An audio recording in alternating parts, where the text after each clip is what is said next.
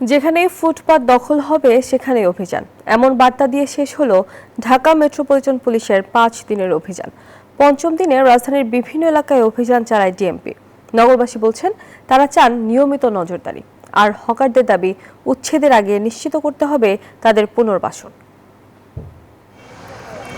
ফুটপাতে দীর্ঘ সময় ধরে রাখা এসব চৌকি হুড়োহুড়ি করে সরিয়ে নেয়ার এই দৃশ্যই বলে দিচ্ছে উচ্ছেদ অভিযান চলছে।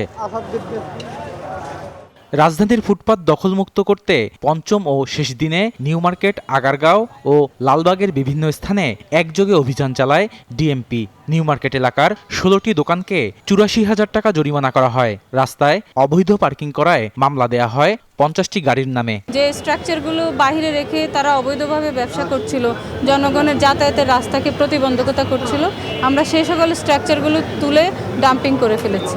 আমরা যে অভিযানগুলো কন্টিনিউ রেখেছি, এটা রাখবো, কোনো ব্যবসায়ী যেন রাস্তার উপর ব্যবসা না করে, এই মেসেজটা আপনারা ওনাদেরকে দেন। এই অবস্থান আমাদের কঠোর থেকে কঠোরতর হবে। রাজধানীর চিরচেনা ফুটপাত হঠাৎ ফাঁকা পেয়ে উচ্ছ্বসিত নগরবাসী। তা আমরা সবাই চাই যে ফুটপাত অবমুক্ত থাকুক। যেহেতু এখন একবার উচ্ছেদ হয়েছে, এই অভিযানটা যাতে সবসময় চলমান থাকে। এখন যেহেতু একটু ফাঁকা আছে, সো আমরা খুব ফ্রিলি ফুটপাত দিয়ে হাঁটতে পাচ্ছি। গভর্নমেন্ট ক্ষমতায় এসে যে খুব সুন্দর করে জিনিসগুলো সলভ করছে এবং জনগণের কথা চিন্তা করছে, এটা ডেফিনেটলি খুবই ভালো। শুধু মাঝে মাঝে অভিযান নয়, পথচারীরা চান নিয়মিত নজরদারি। এ যেন চোর পুলিশ ও ভাঙাগড়া খেলা। কিছুক্ষণ আগেই এখানে ফুটপাত দখলমুক্ত করেছিল আইন শৃঙ্খলা বাহিনী।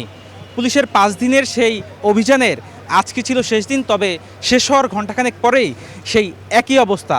তাহলে দখলমুক্ত করার এই সুফল আসলে কি পেল নগরবাসী? ফুটপাত ব্যবসায়ীদের দাবি আগে তাদের পুনর্বাসন করতে হবে। আমাদের তো উঠাই দিলে যে না অবস্থাতে আমরা খামো কি, আমাদের তো বাল বাচ্চা আছে। দেশে 60% মানুষ বেকার, সেই দেশে আপনি ফুটপাতের হকার উচ্ছেদ করে আরও বেকার বানাই দিয়েছে। কোথায় যাব? ঢাকা শহরে বাসা ভাড়া, খাওয়া দাওয়া এগুলো কে দিবে? এগুলো কি সরকার দিবে আমাদেরকে?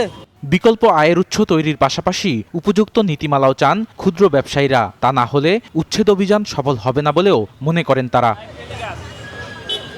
বদরুল আলম শাওন, নিউজ 24, ঢাকা।